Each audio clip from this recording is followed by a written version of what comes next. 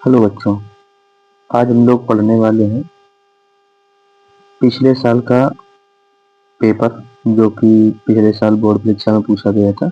Model paper लिखा, लेकिन exact same paper पूछा गया था 2024 के एग्जाम में, केमिस्ट्री में। तो पहले कुछ ऑब्जेक्टिव देखते हैं। तो ऑब्जेक्टिव की बात करते हैं। तो पहला ऑब्जेक्टिव है जैसे कि किसी विलयन के अणुसंघ गुणधर्म निर्भर करते हैं। तो अणुसंघ गुणधर्म कहते हैं कि विलयनों के ऐसे गुण जो विलय कणों की संख्या पर निर्भर करते हैं, अणुसंघ गुणधर्म कहलाते हैं। तो इसका जो सही आंसर होगा वो ये वाला ऑप्शन आपको टिक करना है, विलय कणों की संख्या पर। अगला क्वेश्चन है, कह रहा है कि KMnO4 में Mn की ऑक्सीकरण संख्या निकालनी है। तो आप क्या करेंगे, आप सबको अलग अलग कर देंगे। K की ऑक्सीकरण संख्या प्लस Mn की ऑक्सीकरण संख्या प्लस 4 गुणा O की ऑक्सीकरण संख्या बराबर 0 लिख देंगे। चूंकि ये एक यौगिक है, कंप्लीट यौगिक है और इस पर कोई भी आवेश नहीं है, तो बराबर आप 0 लगा देंगे। Mn की ऑक्सीकरण संख्या चाहिए। K की ऑक्सीकरण संख्या होती है +1 प्लस Mn की ऑक्सीकरण संख्या प्लस 4 इंटू O की ऑक्सीकरण संख्या -2 बराबर 0। तो यहाँ पे आ जाएगा आपके पास Mn प्लस का 1 माइनस का 8 बराबर 0। तो ये जब आप घटाओगे, इसको इन दोनों को घटाओगे तो -7 मिलेगा, जिसको उधर भेजोगे तो Mn की जो ऑक्सीकरण संख्या होगी वो +7 आ जाएगी। तो इसका जो सही आंसर है वो +7 है। बात करते हैं आगे, कह रहा है ये एक उपसंयोजक यौगिक दिया गया सीधे सीधे बड़े कोष्ठक के अंदर CO, छोटे कोष्ठक में NH3 का होल 4 और Cl2। दो प्रकार के लिगेंड है, एक तो ये है एमाइन और एक है क्लोराइडो या क्लोरो, दो लिगेंड है। कह रहा है CO की कोबाल्ट की उपसय संयोजन संख्या ज्ञात करो।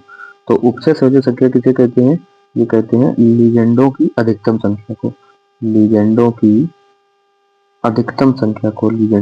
अधिकतम संख्या को कहते हैं उपसय संयोजन संख्या। तो यहाँ पे जो केंद्रीय परमाणु है CO, वो 4 NH3 और 2 Cl से उपसय संयोजक बना रहा है। तो टोटल इनकी जो संख्या होगी वो 6 होगी। तो इसका ऑप्शन आपका हो जाएगा 6।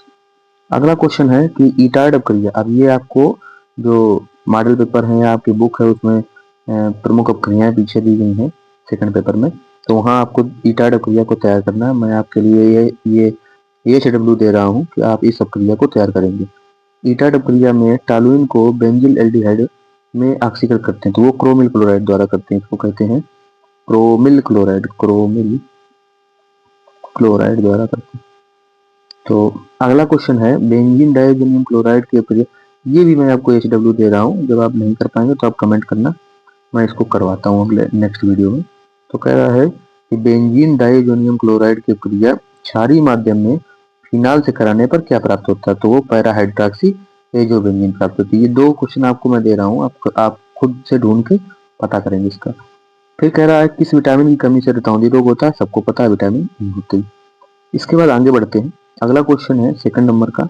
वो कहता है कि किसी विलयन की जो मोलरता है और मोलरता है उसके बीच अंतर को स्पष्ट करना है और इनके मान जो है तापक्रम के परिवर्तन के हिसाब से किस प्रकार प्रभावित होते हैं। तो चलो समझते हैं।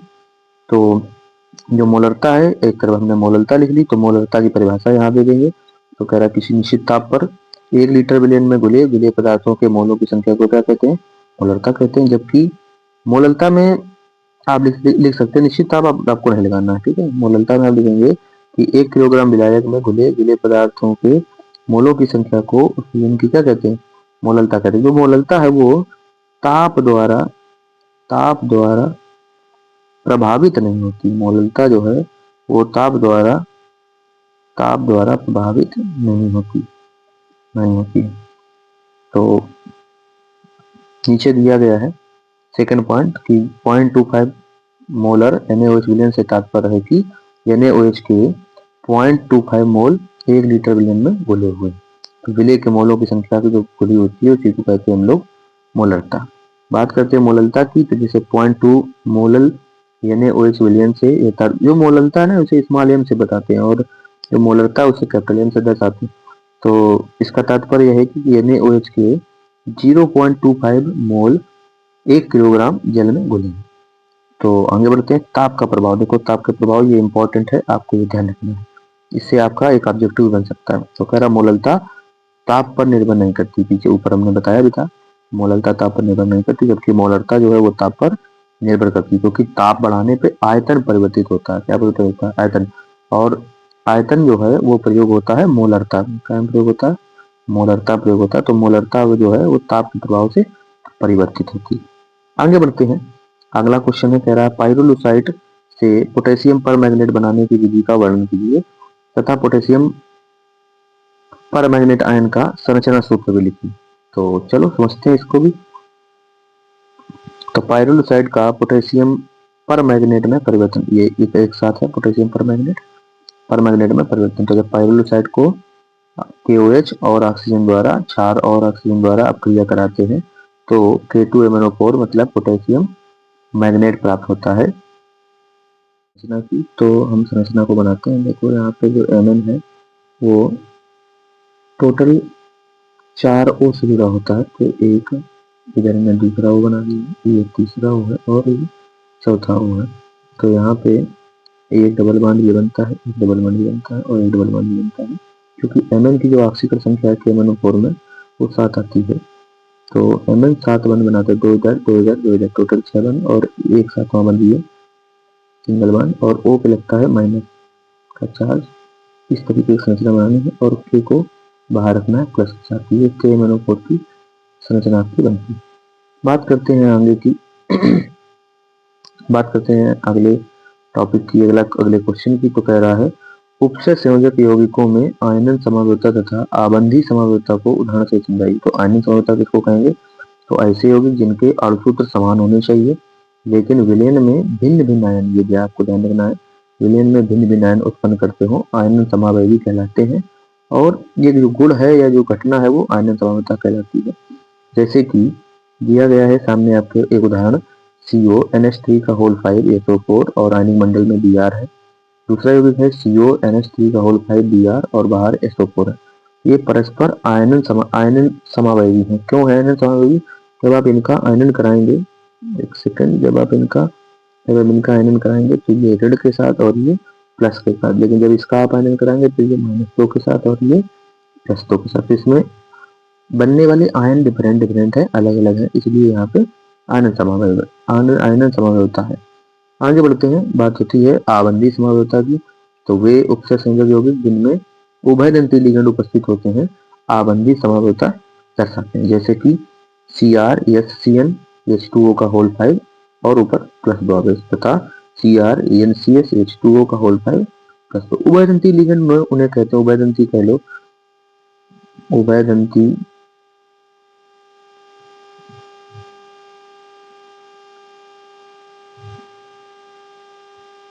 उभयदंती कह लो या फिर एम्बीडेंटेड कह लो,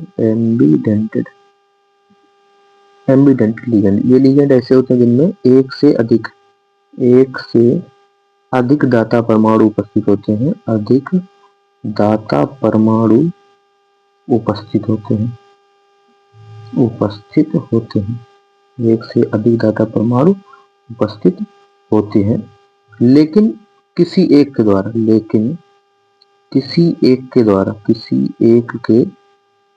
ही केंद्रीय धातु से उपसय संयोजक बंध बनाते हैं।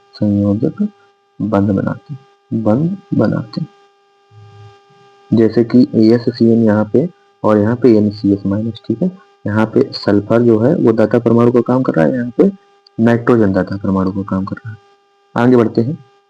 कह रहा है SN1, ये इंपॉर्टेंट अभिक्रिया है, आपको हमेशा ध्यान रखना है। मैं आपको बताता हूँ कि आप SN1 और SN2 ये दोनों अभिक्रियाएं आप देख के जाइए पेपर में, 100% दोनों में से कोई एक ना एक पेपर में आपको मिलने वाली है। तो SN1 अभिक्रिया कह रहा क्रिया विधि बताइए। तो ये जो क्रिया है वो 2 पदों में संपन्न होती है। पहला पद हेलोएल्केन मंद गति से हेट्रोलिटिक विखंडन द्वारा कार्बोधनायन उत्पन्न करता है, जो द्वितीय पद में तीव्र गति से नाभिक स्नेह विकर्मक के साथ जुड़कर उत्पाद बनाता है। तो जो हेट्रोलिटिक विखंडन है वो एक धीमी प्रक्रिया है। उसमें क्या है, ये जो साझे के इलेक्ट्रॉन है, ये साझे वाले इलेक्ट्रॉन वो अधिक विद्युत ऋणात्मक परमाणु की ओर मूव कर जाते हैं। मतलब कि यहाँ पे R जो कि कार्बन को दर्शा रहा है, तो कार्बन की तुलना में हाइड्रोजन समूह की विद्युत ऋणात्मकता ज्यादा होती है, तो साझे के इलेक्ट्रॉन जो है वो हाइड्रोजन परमाणु की ओर ट्रांसफर हो जाते हैं, जिसके कारण एक्स पे आंशिक ऋणावेश आप देख सकते हैं माइनस डेल्टा, और आर से इलेक्ट्रॉन दूर जा रहे हैं तो इस पे आंशिक धनावेश प्लस डेल्टा, तो आर पे धनात्मक आवेश और एक्स पे ऋणात्मक। इनका आंशिक आयनन हो जाता है, आंशिक आयनन हो जाता है, जो कि धीमी प्रक्रिया है। बाद में जब इसकी कार्बोधनायन जो आर प्लस बना है, जिसको हम लोग कार्बोकैटायन कहते हैं, हिंदी में कार्बोधनायन कहते हैं, तो ये जब नाभिक स्नेह विकर्मक के संपर्क में आता है तो ये तीव्रता से, क्योंकि नाभिक स्नेह विकर्मक में या तो इलेक्ट्रॉनों की अधिकता होती है और या फिर निगेटिव आवेश होता है, क्योंकि नाम ही रखा गया नाभिक स्नेह, और नाभिक में कौन होता है, प्रोटॉन और न्यूट्रॉन। तो न्यूट्रॉन तो न्यूट्रल है, जीरो आवेश है, प्रोटॉन पे होता है धनात्मक आवेश, कैसा आवेश, तो नाभिक स्नेही, तो नाभिक से कौन स्नेह करेगा, जो इसके विपरीत हो, मतलब कि ऋणावेशित हो। ऋणावेशित होने की दो कंडीशन, या तो इसके पास इलेक्ट्रॉन होंगे मौजूद या फिर आवेश मौजूद होगा, ऋणावेश। जैसे ही मिलते हैं वैसे ही तीव्रता से जुड़कर क्या बना लेते हैं, उत्पाद बना लेते हैं। यह है तुम्हारी SN1 अभिक्रिया। आगे बढ़ते हैं, अगला क्वेश्चन कह रहा है आपका, कह रहा है अवाष्पशील विलेय पदार्थ और वाष्पशील विलेय पदार्थों से बने विलयन के लिए राउल्ट के नियम की व्याख्या कीजिए और गणितीय व्यंजक भी ज्ञात कीजिए। तो वाष्पशील के लिए निकालते हैं, ध्यान से समझिए, वाष्पशील के लिए निकालते हैं। कहता है इस नियम के अनुसार इसी विलयन के प्रत्येक घटक पर लगने वाला वाष्प दाब उस घटक के मोल प्रवाह क्या होता है, अनुक्रमानुपाती होता है। मान लो कोई विलयन है जो दो घटकों से मिलकर बना है, ए और बी से मिलकर बना है। घटक ए का जो वाष्प दाब है वो पीए है और मोल प्रवाह खाइए है, तथा घटक बी का जो वाष्प दाब है वो पीबी है और मोल प्रवाह खाइए। मैं आपको बताता हूँ कि अगर आप, ये पहला सेट है, ठीक है, मैं इसी तरीके से कम 5 सेट जो है वो अपने चैनल पे डालूंगा। अगर आपने केवल और केवल ये 5 सेट ही तैयार कर लिए, अगर केवल आपने ये 5 सेट ही तैयार कर लिए, तो फेल तो आपको कोई कर ही नहीं सकता, मैं इसकी गारंटी लेता हूँ। कैसा भी पेपर बना दिया जाए कोई आपको फेल नहीं कर पाएगा, बल्कि आप कितना भी कम पढ़े हो, आप 50 प्लस की स्कोरिंग कर लेंगे 70 में। ये मेरा मानना है, मेरा विश्वास है, 70 में से आप 50 प्लस की स्कोरिंग कर ले जाएंगे केमिस्ट्री के पेपर में। तो अपने सभी दोस्तों के साथ इसको शेयर जरूर करें, ठीक है। चलते हैं, देखते हैं क्या क्या पढ़ रहे हैं हम लोग। तो राउल्ट के नियम से, तो राउल्ट का नियम क्या कह रहा है, राउल्ट का नियम कहता है कि जो प्रत्येक घटक पर लगने वाला जो वाष्प दाब है वो उस घटक के मोल प्रवाह की क्या होता है, अनुक्रमण। तो जो पीए है घटक ए के लिए, जो पीए है वो अनुक्रमानुपाती हो जाएगा किसके, काइए के। जब इसको हटाओगे, अनुक्रमानुपाती को जब आप हटाओगे तो एक नियतांक जुड़ेगा जिसको हम लोग कहेंगे पीए नॉट। घटक बी के लिए सेम तरीके से निकाल सकते हैं, पीवी बराबर पीवी नॉट काई बी। तो अगर विलयन का कुल वाष्प दाब पूछा जाएगा तो इनका जो टोटल होगा इन दोनों का वो बन जाएगा विलयन का कुल वाष्प दाब। तो पी टोटल बराबर आपको मिल जाएगा पीए प्लस पीबी। पीए और पीबी का मान समीकरण 1 और 2 से रखो यहाँ पे, तो पी टोटल मिल जाएगा आपको पीए नॉट काई ए, पीबी नॉट काई बी। आगे बढ़ते हैं, कह रहा है अवाष्पशील पदार्थ के लिए, तो अवाष्पशील पदार्थ के लिए निकालते हैं। दोनों नियम इंपॉर्टेंट हैं, मोस्ट इंपॉर्टेंट है। आपको अगर इनसे ये नियम डायरेक्ट नहीं मिलेंगे तो आपको न्यूमेरिकल 100% आपको रखा हुआ मिलने वाला, तो टेस्ट नहीं जाएगा आपका ये नियम। कह रहा है इस नियम के अनुसार किसी विलयन के वाष्प दाब में आपेक्षिक अवनमन जो होता है, आपेक्षिक कमी जो होती है, वो विलेय पदार्थ के मोल प्रवाह की क्या होती है, बराबर होती है। तो वाष्प दाब में जो आपेक्षिक अवनमन है सब लोग जानते हैं, P not minus P S upon P not, ये बराबर है काई विलेय के, जो कि मोल प्रभाज का संकेत है।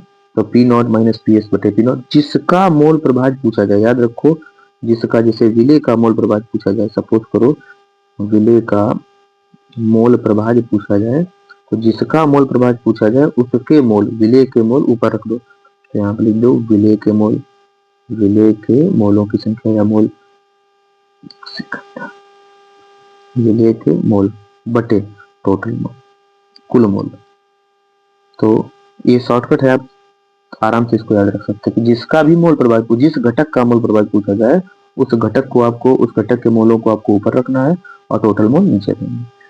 आगे बढ़ते हैं, तो रखा जाए यदि विलेय के मोलों की संख्या बहुत कम हो, मतलब देखो गलत, हाँ ठीक है, ठीक लिखा है, इसको ऐसे भी लिख सकते तो अगर के small n is less than capital n, small n बहुत छोटा हो कैपिटल एन की तुलना में, तो जो है वो small n plus capital n जो होगा वो लगभग बराबर होगा।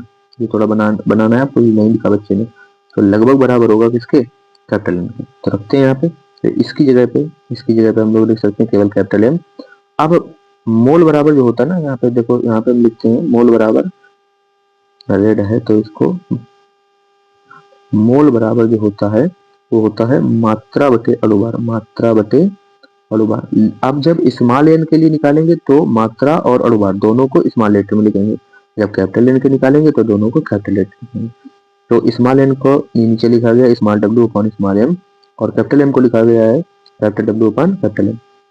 तो जो कैपिटल एम है वो ऊपर चला जाएगा, जो कैपिटल डब्ल्यू है वो एम के साथ निकल जाएगा, तो ये फार्मूला आपको प्राप्त हो जाएगा।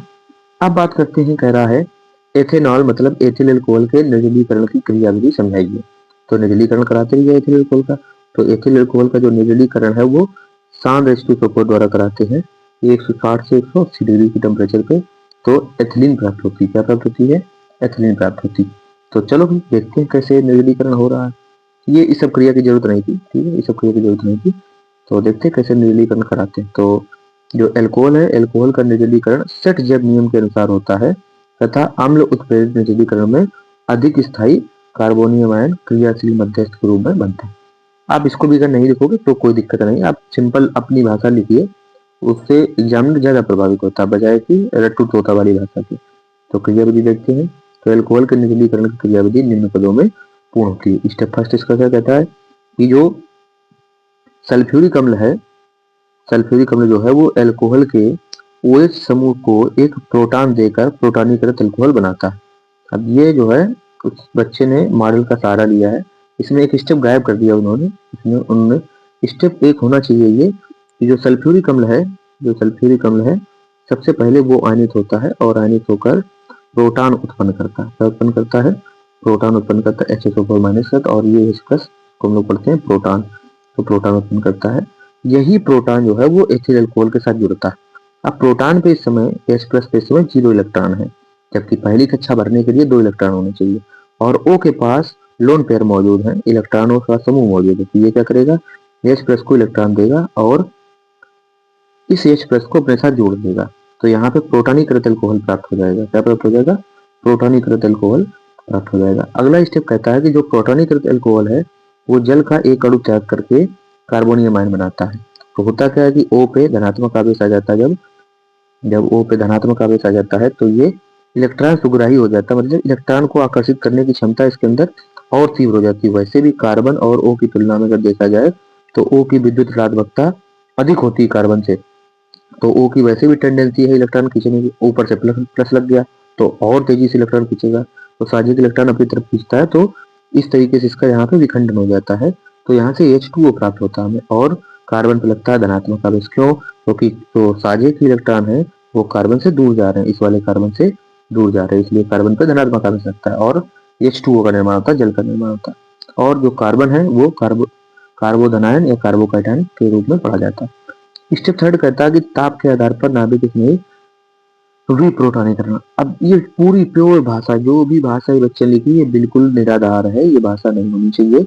जिससे पता चलता है ये कि अगर आपने ये सेम भाषा लिख दी, किताब की भाषा अगर आपने ये लिख दी ना, तो एग्जामिनर को सीधा सीधा लगेगा कि आपने नकल करी, आपने कहीं से कोई पर्ची जुगाड़ कर ली है और आपने नकल मार दी। तो आप अपनी भाषा लिखेंगे, मैं समझा रहा हूँ, ध्यान करना। तो स्टेप थर्ड क्या कहता है? स्टेप थर्ड कहता है अभिक्रिया का जो ताप है वो 140 डिग्री होने पर एल्कोहल का एक अन्य अणु नाभिक स्नेही के रूप में कार्बोधनायन पर आक्रमण करके ऑक्सोनियम आयन बनाता है। तो देखते रहिए।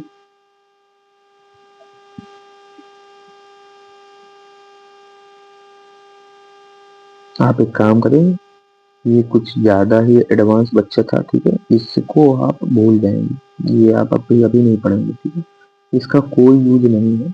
जो आपको बताया गया उसका उसमें इसका कोई यूज नहीं, आप इसको छोड़ेंगे, ठीक है, क्योंकि उसमें ये पूछा ही नहीं गया था, ईथर बनाए हुए नहीं कहा गया था, ठीक है, सिंपल देना है आपको।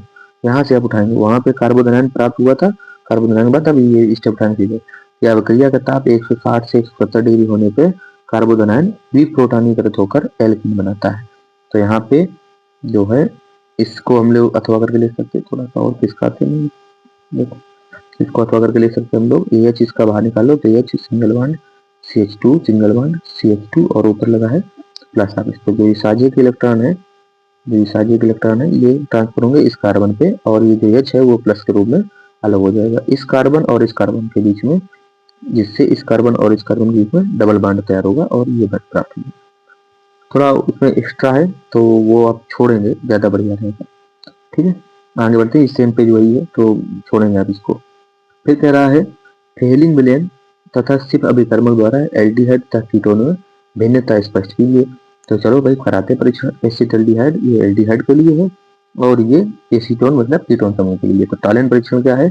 तो एसिटल्डिहाइड में ताजे बने हुए अमोनियम सिल्वर नाइट्राइड विलयन को डालते हैं तो हमें रजत दर्पण प्राप्त होता है। क्या प्राप्त होता है? रजत दर्पण प्राप्त होता है। मतलब कि जो एल्डिहाइड है वो टैलेंट परीक्षण देता है। अगर कीटोन की बात करें तो कीटोन एसीटोन टैलेंट परीक्षण नहीं देता।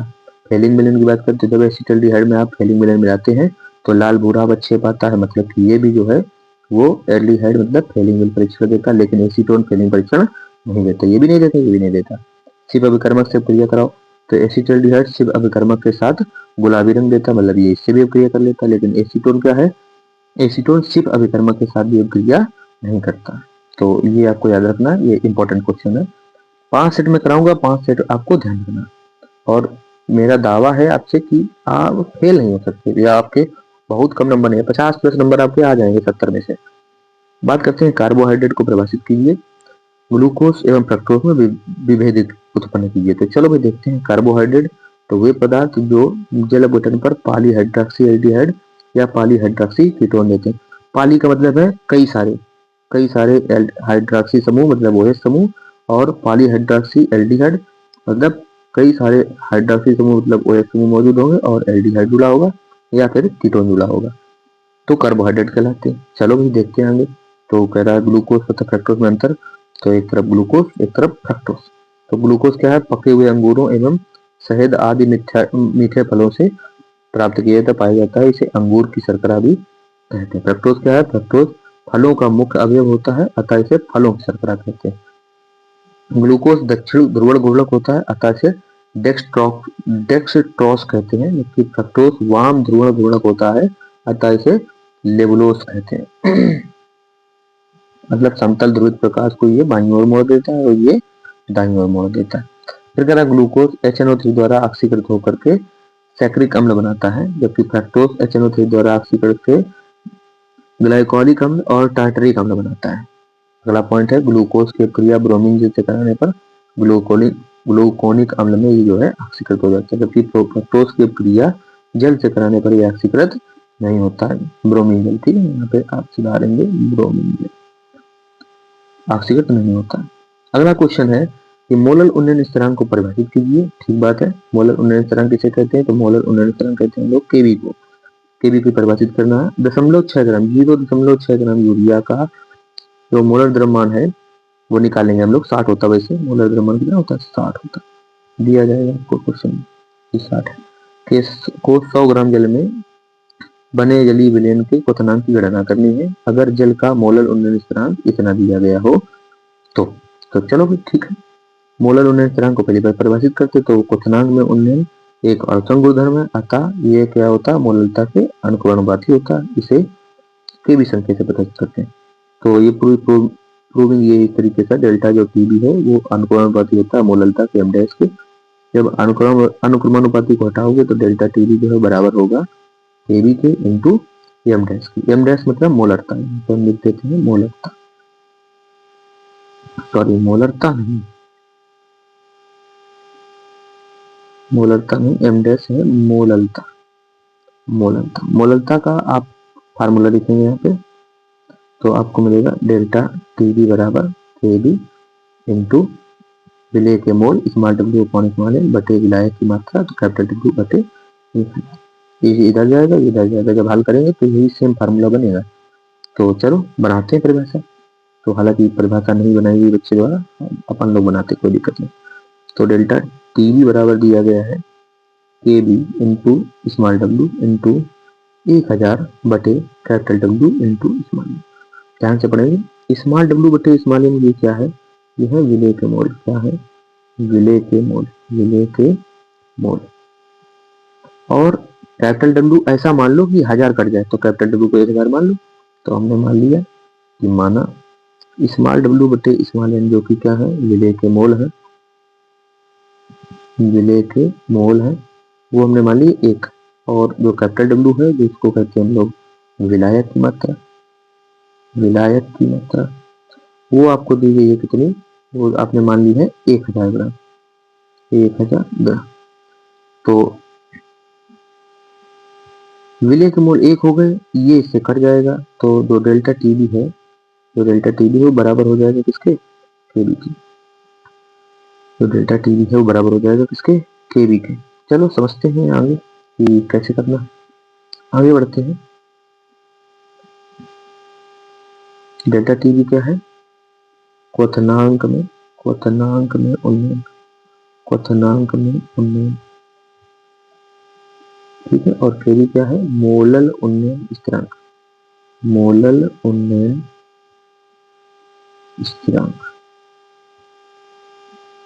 तो परिभाषा बनती है कि जो क्वथनांक में उन्नयन होता है, या जो मोलर उन्नयन स्थिरांक है, जो हमें परिभाषा चाहिए केबी की, तो जो मोलर उन्नयन स्थिरांक है वो क्वथनांक में हुई वृद्धि के क्या होता है, बराबर होता है। कब, जब विलय के 1 मोल को विलायक के 1000 ग्राम में घोला जाता है। ये परिभाषा बनेगी, लिख लेना आप लोगों, मैं बोले देता हूँ कि जब जो मोलर उन्नयन स्थिरांक है वो क्वथनांक में हुई वृद्धि के हुए उन्नयन के बराबर होता है, जब कब, जब विलय के 1 मोल को विलायक के 1000 ग्राम में घोला जाता है।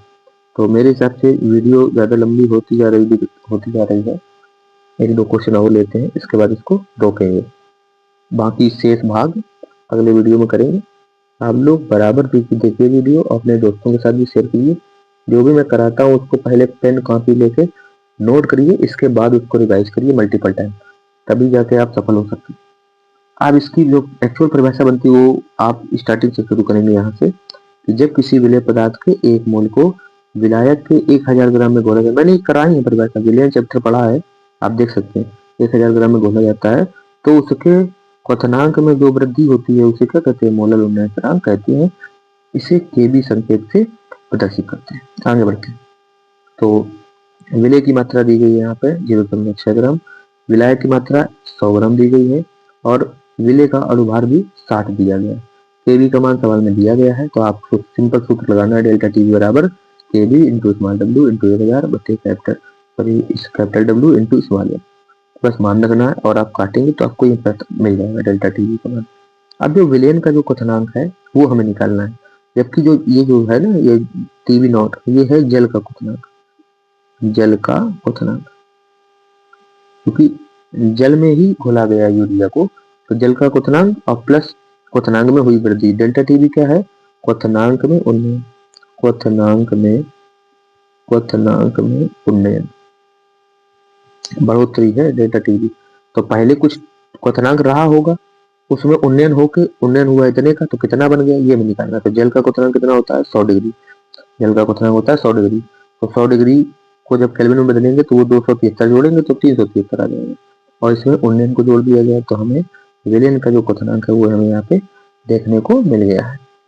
अगर कोई भी क्वेश्चन आपको नहीं समझ में आता है तो आप नीचे कमेंट करें, मैं उसको अगले वीडियो में लेने का प्रयास करूंगा। अगला क्वेश्चन है कि वैद्युत रासायनिक सेल तथा वैद्युत अपघटनीय सेल में क्या अंतर होता है।